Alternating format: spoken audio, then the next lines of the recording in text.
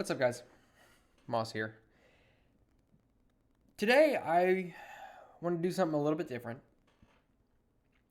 I want to try to articulate my thoughts on the ongoing Russia-Ukraine situation. There's a lot of speculation going on as to why Putin decided to invade the Ukraine. Even Tulsi Gabbard has come out and said, and I think Tulsi Gabbard's a very intelligent person, but even Tulsi Gabbard has come out and said that, if we hadn't been pressuring the Ukraine to join up with NATO, then Russia wouldn't be doing this. Well, I think that that's nonsensical right there, simply because NATO is a defensive treaty. Surely Putin is smart enough to know that if he wasn't planning on being an aggressor, then he wouldn't have to worry about NATO. So, I think that whole argument is nonsensical.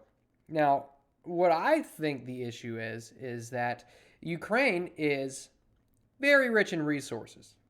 Very rich. Wheat, corn, lithium. In fact, I think they're number 2 in lithium production. So, yeah, fact check me on that. In fact, if I say anything in this that is wrong, yeah, so as it turns out, I was totally wrong about the whole lithium thing. They are not number 2. In fact, they are not currently producing anything out of those lithium mines. They're actually looking into starting from an Australian company. So there's just one thing that I was wrong about.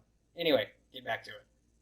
Then please feel free to let me know in the comments, because, I don't have any of these facts pulled up. This is just stuff that, I've read over. I've read quite a bit on this, and, chances are I'll probably get some statistic mixed up.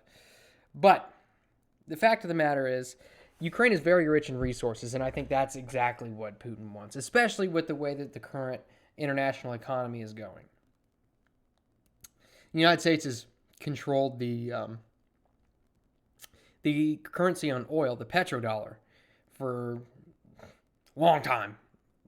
They've controlled the petrodollar for a long time. And considering that the confidence in the dollar is diminishing, you can blame the pandemic. You can blame the current sitting administration. You can blame the previous administration for beginning to print all this money. Regardless of where the blame lies, the fact of the matter is the dollar is failing. And that's why you're seeing such a push towards cryptocurrency. Putin definitely wants control of more natural resources. So if Putin can gain control of the Ukraine, think about all that lithium. Think about how many of our devices, our cell phone, the thing that's basically grafted into our fucking skin, those batteries all take lithium. If you've got Ukraine, which has a big stake in the lithium market, from my understanding, you can almost corner that market. You're going to have a much bigger stake in the world economy than you currently do. So, yeah, natural resources, number 1. Number 2, Putin came out and said that the Ukrainian government is a puppet government for the West. And I think he's right. I really do. I think he's right. And Biden has come out and basically said as much. In fact, you can find the video of Biden speaking on some panel, telling a story where he was speaking to the then president of the Ukraine and said, hey, you want that $1 billion loan guarantee? Well, you're going to fire this prosecutor who's looking into Mykola Zlochevsky, the one of the chairmen, I believe, of Burisma, which is an energy company in the Ukraine, if you don't know, a company which Hunter Biden had a seat in. So if you didn't know about that, well, yeah, go and check that out, because that's all true. Anyway, and that president took him up on that. He wanted that $1 billion loan guarantee. So yeah, fired the prosecutor, installed a new one, Meanwhile, Donald Trump gets elected and tells them, say, hey, why don't you look into this? Something seems fishy here. And so they do, and Mykola Zlochevsky flees the country. Big surprise, real big surprise. Donald Trump gets impeached for it, gets unelected, and Zlochevsky returns to Ukraine. Now, I understand that that's not a government entity, but, I mean, if government works over there the way it does here, private business has got a big stake in government policy. So, yeah, there's that. He probably wants nothing to do with any sort of American or Western installation in any of his neighboring countries. Now, honestly, this comes at a pretty opportune time because the U.S. and the West as a whole seems pretty weak right now. Because, right now there's a big push to emasculate men. All of our food, now here's tinfoil hat time, and I'll tell you what, the longer the time goes on, the more shit that comes out, the more snugly that tinfoil hat seems to fit. There's a big push in our society right now, in Western society, to emasculate men, to say that toxic masculinity is the root of all of our ills. And you see all kinds of soy products, just eggs. It's all fucking soy. Beyond Meat. It's all soy. And if you know anything about soy, you know it increases the rate of estrogen production. And meanwhile, you've got all these men who are claiming to be a gender other than what they are. One of which being put in one of the seats of power. Forget their name. You've got all kinds of people who are confused about their gender in seats of power and in the military, and you've got women joining the military en masse, and there's a big push for that too. I don't know if you saw the Army commercial for the young lady who wanted to join the Army because she had two activist mothers who are just so strong in their activism, and that inspired me to drive myself towards a greater purpose, something greater than myself. U.S. Army. I can't really say much because I didn't join the military. So I can't sit here and say, well, I'm trying to do my part. Well, no, I'm not. And it's specifically because I don't believe in the causes that the United States government sends its soldiers off to fight in. Not anymore. Anybody will tell you, even people, John McCain would come out and tell you that, oh yeah, Iraq was a bad idea. We shouldn't have been there. Now it's safe to say that. It's safe to say all that stuff. Well, meanwhile, there's a big push. You're not seeing anybody wanting to join the Army. And so there's a big push for just manpower. We just want asses in seats. We want meat bags. And I'm not saying, and here's the thing, I'm not saying that the military is dishonorable. Far from it. I've got buddies in the military, and I respect them more than anybody for joining the military. But at the same time, that's not something that I can get behind, because I don't personally believe that the U.S. government has our personal best interests in mind. Do you know when the last time was that the United States lost an aircraft carrier? In combat, it was the Battle of Midway. But just a couple of years ago, we had one decommissioned due to fire damage because the Navy personnel aboard that ship didn't know how to put out the fire.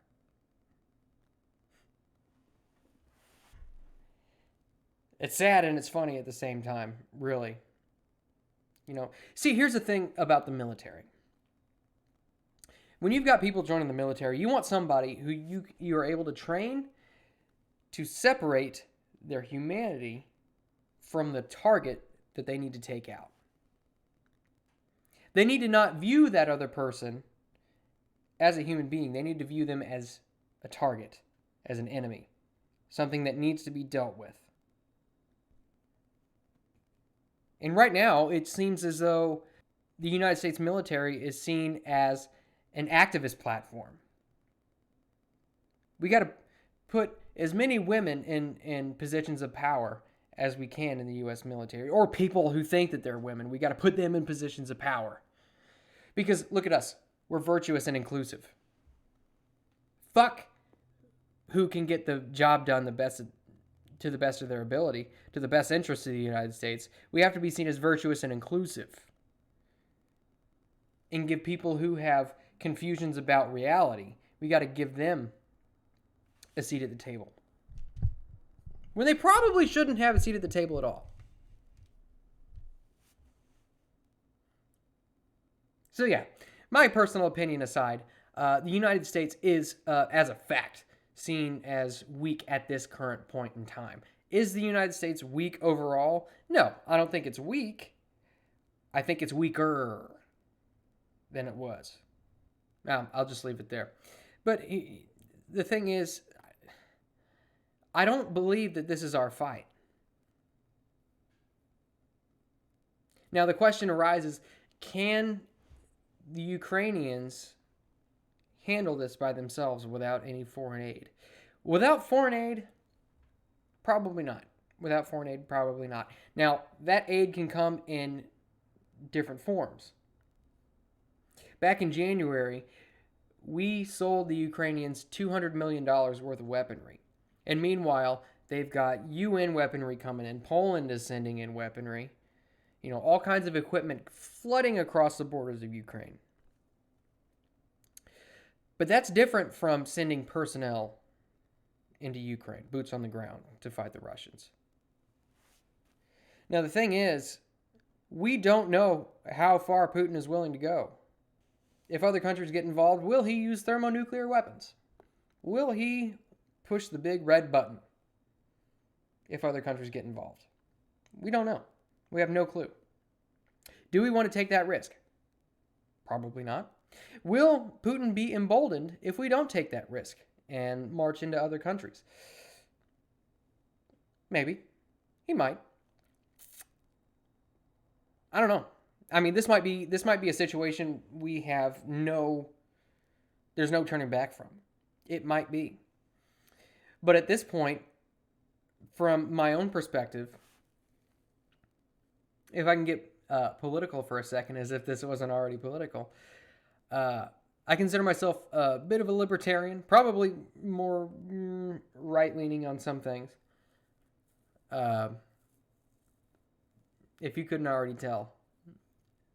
But one big thing with libertarianism is the non-aggression principle.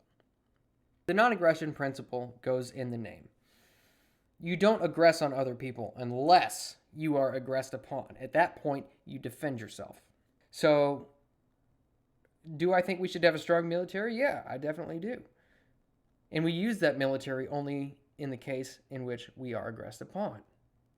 What happens if we go and set boots on the ground in some other country, a country which we didn't necessarily have any business being in, and then someone aggresses upon us and we don't have those boots anymore? If we have if we send 10,000 troops over into Ukraine and they all get killed, this is just as a hypothetical. Let's say we send 10,000 troops over into Ukraine and they all get killed. That's 10,000 less troops we have to defend over here if, hypothetically, China were to make a mainland invasion, because we know what they think about us. Yeah, I mean, as far as military intervention is concerned, on our part, no.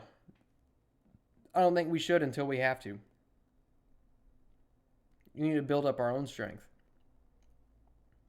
You know, I'll use an overused Bible verse. We can't think to take the mote of dust out of our neighbor's eye before we take the plank out of our own. And obviously, I'm paraphrasing that. But we can't hope to solve other people's problems before we solve our own. In fact, if we go about solving everybody else's problems, our problems here get worse. You see, the thing about it is that you can look at it from a moral standpoint. It's morally good to help other people. Yes, it is. It is morally good to help other people, but it's also morally bad to hurt your own people in the process. So you're looking at it on a subjective scale. Is it more good to help other people, or is it more bad to hurt your own in the process of doing so? But the thing about it is, we elect our government officials to look out for the American people. The American people. If we as American people are in any way negatively affected by us helping out these other countries, well, then our elected officials are not doing their job as we elected them to do. That's the thing.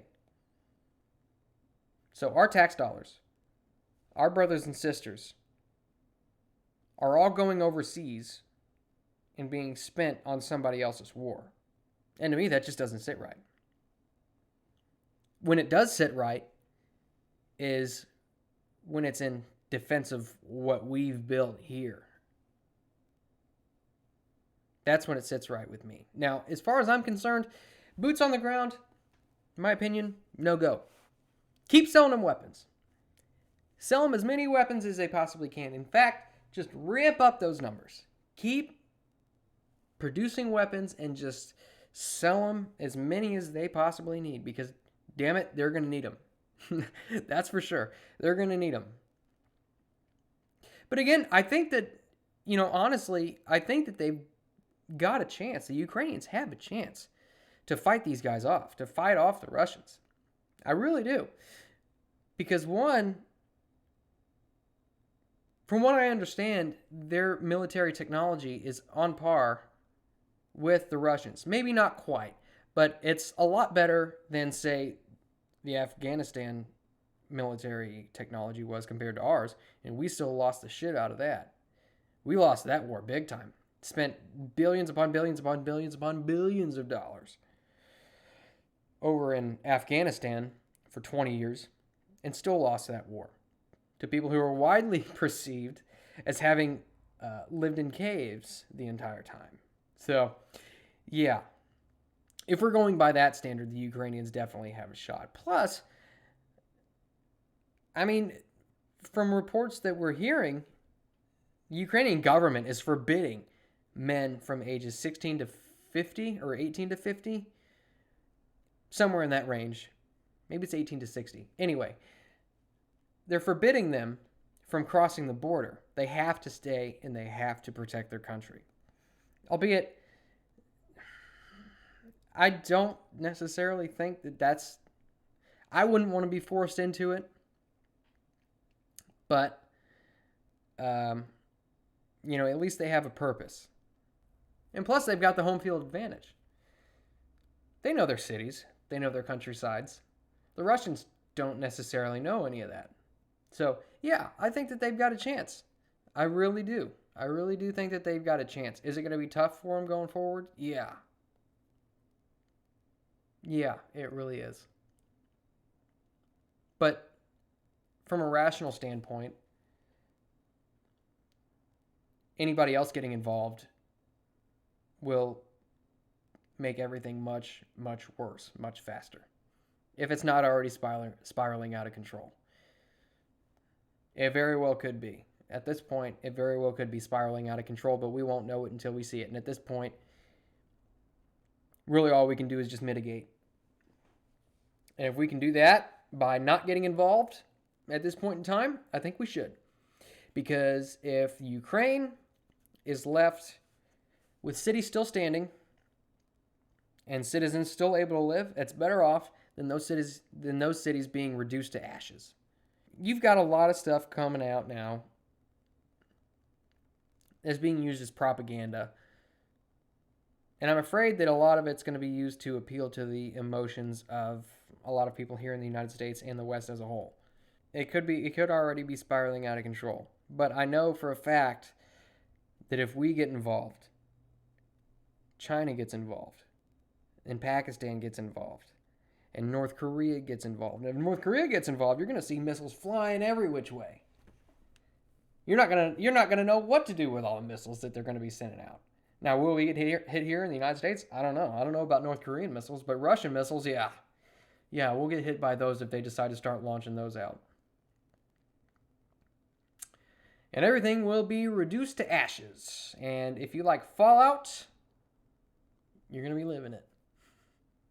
You're going to be living it, baby. So, anyway, I'll go ahead and leave it there. I know this was probably not the most coherent stream of thought you've ever heard, but that's kind of my opinion. And I'll probably think of something in 15 minutes that I wish I would have said. But yeah, I'll just leave it there. So if you stuck with me this long, I really appreciate it. You have yourself a good day and go pick up something heavy. Peace.